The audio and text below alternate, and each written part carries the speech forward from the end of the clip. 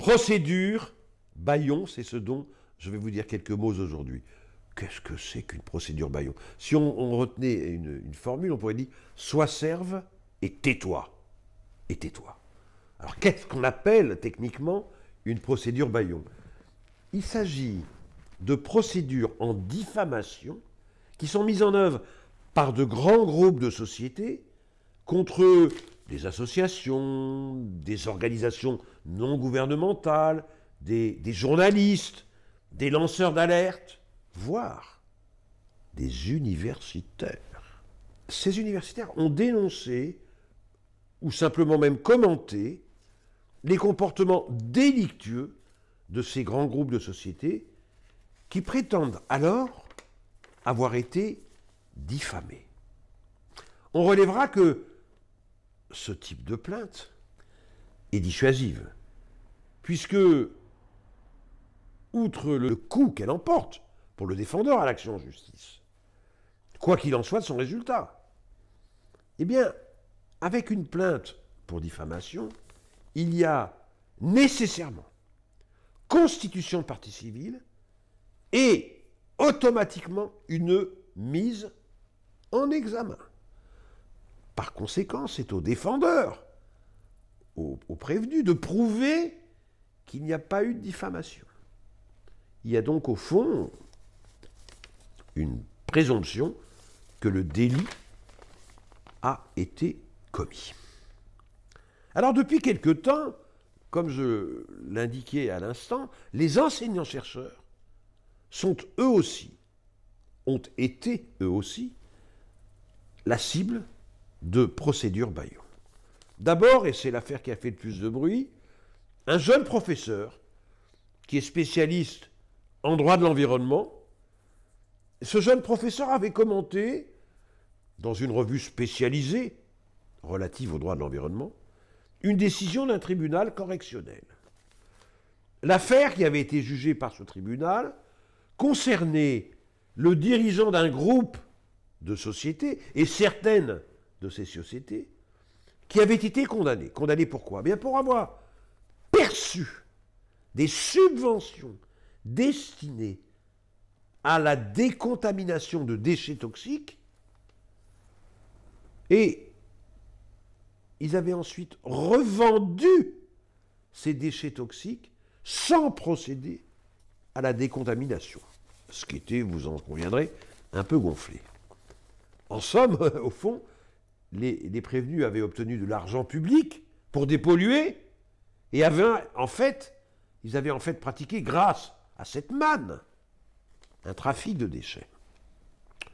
Le professeur s'était livré dans sa note, dans son commentaire de la décision, à un commentaire dans lequel il avait mis l'accent sur la gravité des délits commis par les prévenus et dans lequel il avait donné son sentiment sur le montant des peines qui leur avaient été infligées. Furieux de cette publicité, les trafiquants, je crois qu'on peut les appeler comme ça, exercèrent alors une action en diffamation contre lui et contre aussi le directeur de la publication.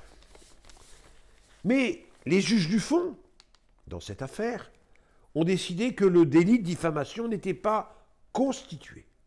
Et pour motiver leur décision, ils se sont fondés sur la liberté d'expression, qui est inhérente à l'activité des enseignants-chercheurs, qui exercent leurs activités dans le domaine du droit.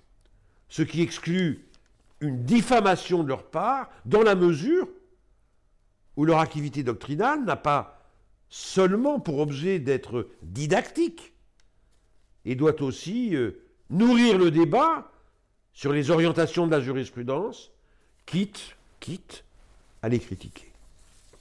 Et il ne pourrait, ajoutent les juges du fond, il ne pourrait en aller autrement que s'il était démontré que l'auteur de la prétendue diffamation avait une animosité personnelle vis-à-vis de la personne en cause.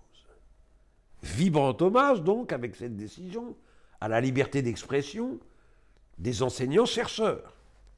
Et la décision de la Cour d'appel, l'arrêt donc, avait été salué comme étant une victoire contre les procédures Bayon, lesquelles doivent être fermement combattues parce qu'elles emportent une instrumentalisation du droit et de la justice. En effet, alors que le droit, outre l'art de la vie en société, constitue une arme pour défendre et promouvoir les valeurs, les idées sur lesquelles repose notre démocratie, telle la liberté d'expression, et que la justice s'entend notamment du droit à son libre accès et à un procès équitable, eh bien, les procédures Bayon sont en réalité des armes qui visent à instrumentaliser, voire à neutraliser l'un et l'autre, c'est-à-dire le droit et la justice.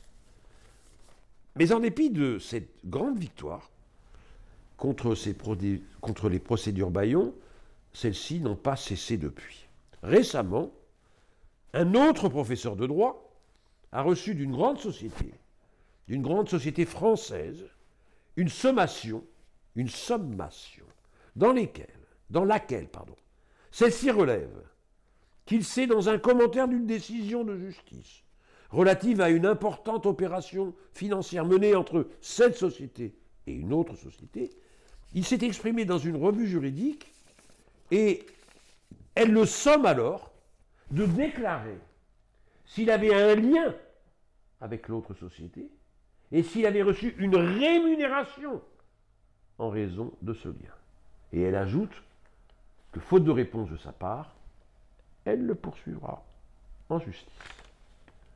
Manifestement, donc, ces procédures Bayon restent dans le vent, si je puis dire. Mais peu importe. Alors, à tous mes jeunes collègues, le vieux prof que je suis encore, puis pour très longtemps, je rassure les étudiants, mais le vieux prof que je suis encore voudrait leur dire ceci. Ils ne doivent pas, quand ils prennent leur plume, avoir peur de déranger, en exprimant leur opinion sans concession, en toute liberté, en toute indépendance. Fût-ce au risque de déplaire. Que dites-vous? Face à ces adversaires d'un tel poids, d'une telle puissance économique, mais c'est inutile, je le sais. Mais on ne se bat pas dans l'espoir du succès. Non, non, c'est encore plus beau lorsque c'est inutile. Comme l'aurait répliqué sans doute Cyrano, si on lui avait conseillé de se taire en raison du risque qu'il promet à promouvoir, à défendre sa liberté. Je vous remercie.